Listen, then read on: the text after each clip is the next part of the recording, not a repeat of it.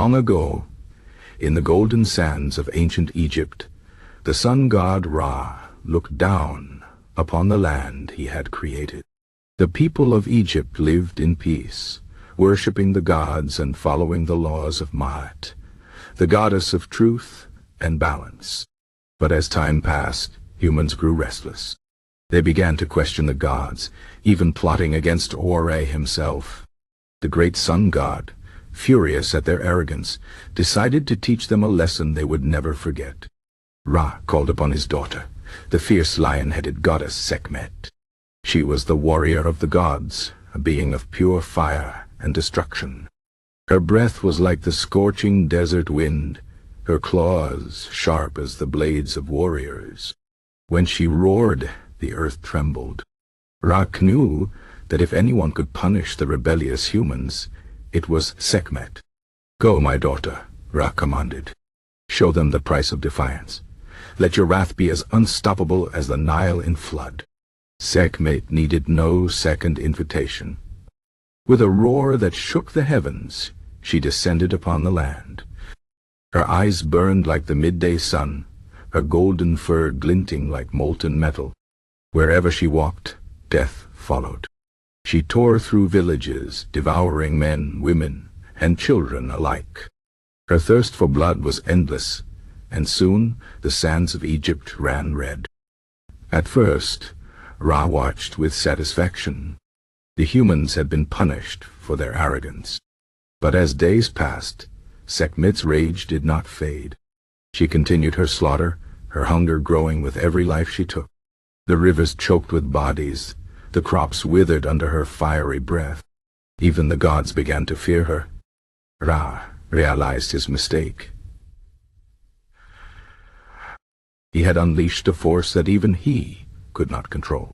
If Sekhmet continued, there would be no humans left, no one to worship the gods, no one to tend the fields. The balance of Ma'at would be destroyed. He had to stop her before it was too late. Thinking quickly, Ra called upon the wise god Thoth, the master of magic and words. "We must trick Sekhmet before she destroys everything," Ra said. Thoth nodded and set to work. He knew Sekhmet could not be reasoned with. She was rage made flesh. But perhaps she could be deceived. Thoth gathered the finest red ochre from the desert and mixed it with barley beer until the liquid looked like blood.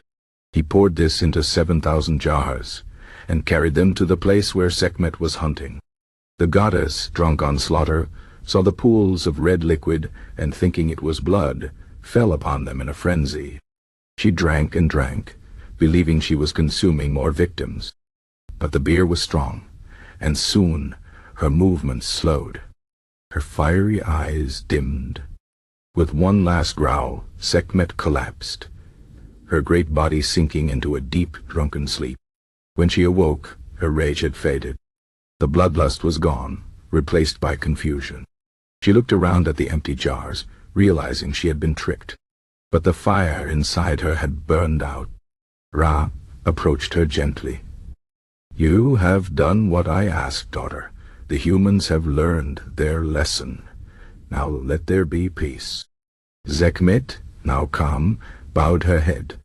She had been a force of destruction, but in her moment of weakness she had been spared. From that day on, she became a protector as well as a punisher. The Egyptians worshipped her not only as the bringer of plague and war, but also as a healer, for she had the power to cure the very diseases she once spread. Temples were built in her honor, where priests performed rituals to keep her wrath at bay.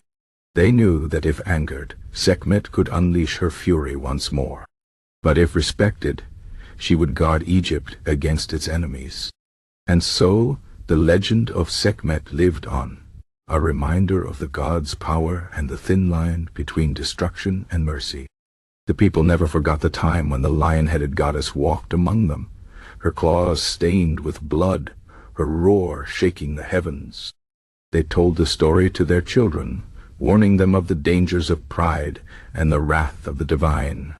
For even in a land ruled by gods, balance was fragile. And Sekhmet, the terrible and the kind, stood as its eternal guardian.